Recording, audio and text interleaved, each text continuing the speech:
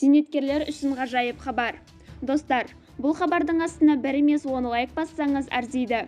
Кәне көреміз, видео астында қанша лайк басылады екен. Әйелдердің зейнет жасы әр бала туған сайын қысқарады ма? Премьер жауабы. Премьер-министр Әлихан Смайылов әйелдердің зейнетке шығу жасын әр бала туған сайын 2 жылға қысқартыру туралы депутаттардың ұсынысына жауап берді, деп хабарлайды Алаш айнасы КЗ тілшісі Халық оны КЗ-ге сілтеме жасап. Үкімет басшысының айтуынша, Қазақстанда базалық, ынтымақты және жинақтаушы зейнетақы компоненттерін қамтитын 3 деңгейлі зейнетақы жүйесі жұмыс істейді.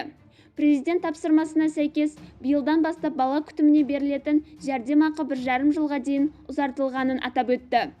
Жинақтаушы зейнетақы жүйесі қолданысы кезінде әйелдер үшін зейнетке шығу жасын әр бала үшін 2 жылға қысқартыру, оларды болашақта лайықты зейнетақы төлемімен қамтамасыз ете алмайды.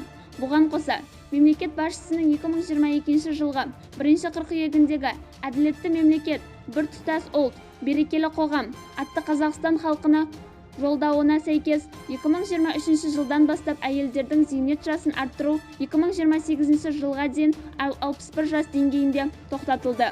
Жалпы зейнетақы жүйесін жетілдіру жұмысы жалғасып жатыр және ол өкілетті орган мен үкіметтің тұрақты бақылауында, деді Әлихан Смайылов.